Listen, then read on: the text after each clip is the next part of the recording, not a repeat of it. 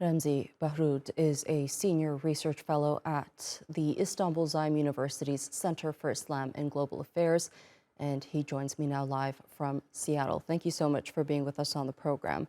Now, if I were a child in Gaza, this is what my parents would do. They would write my name on my hand just in case they don't make it. There's now a name for this, for these children. It's called Wounded Children with No Surviving Family. I'm sorry, it's really tough talking about children being killed.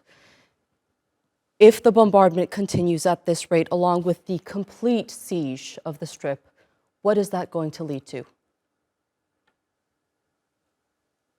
Well, we have already seen a lot of what this has already led to.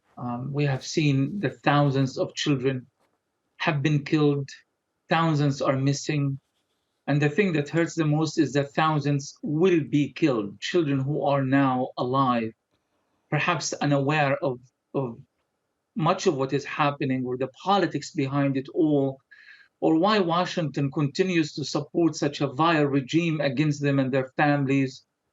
They will be killed too. And that is just so difficult because it really shows how helpless we all have become in the face of this entrenched international system that rewards crimes or at least allows crimes to be perpetuated against innocent civilians and not to do anything about it. So this is really, I spoke with a cousin today in Gaza for a couple of minutes at the Shifa hospital.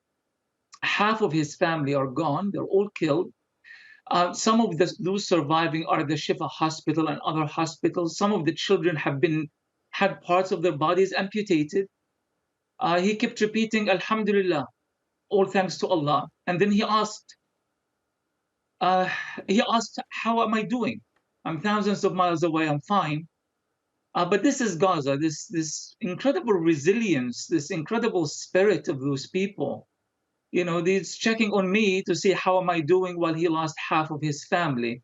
I mean, I am pretty sure that Gaza will win. They always do. The stubbornness of people, the resilience and the spirit and the dignity, the immense dignity of the people of Gaza will always make them win and prevail against this blind military machine. But the question is, at what price and when are we be able to gather our collective courage internationally? Not necessarily to give freedom to Palestinians or to reign in Israel, but at least to stop the massacres. Maybe just for a few days until food and supplies arrive to Gaza. Maybe just for a little respite. Right. We did hear from Netanyahu about an hour or so ago, where he said that there will be no ceasefire until the hostages will be released. However, he did speak in good light of a possible humanitarian pause. Where do you see this leading to? I really do hope that humanitarian pauses could in fact start. They've been talking about the humanitarian pauses.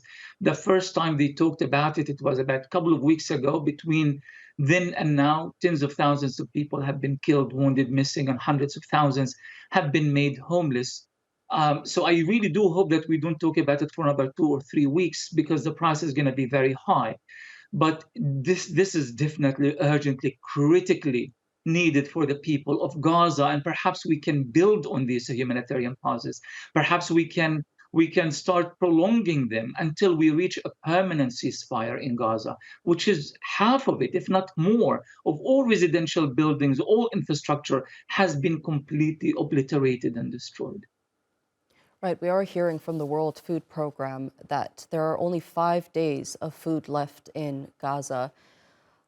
We do know that they're running really low on fuel. Hospitals are about to collapse there. You mentioned the Shifa hospital. Currently, 50,000 plus people are sheltering in that hospital. The vicinity of the hospital is constantly being targeted. What do you think Israel's ultimate goal is here? Well, Israel's goal has been clear from the beginning.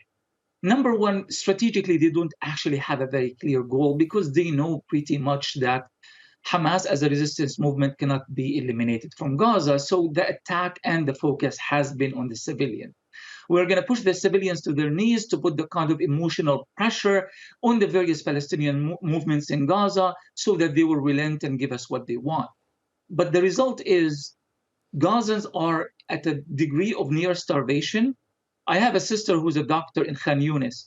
She tells me that they are cooking few loaves of bread on wood in the street. And she said people are so embarrassed to be the ones who are going to break into the few pieces of bread because they feel humiliated and they don't want others to suffer as a result of this. So she says we are going hungry. And so this is the story of all Gazans. They are literally going hungry in Gaza right now. So if Israel thinks that by starving Palestinians, they are going to defeat them and they are going to destroy the Palestinian cause, then they are going to make us just walk away from our historic struggle for freedom, of course, it's just not going to happen. It would have happened many times in the past, but this has been going on for 75 years. So the question is, again, the international community needs to intervene and tell Israel this madness must end. Ramzy Baroud, I really wish I could have spoken to you under better circumstances. Thank you so much for being with us here on TRT World.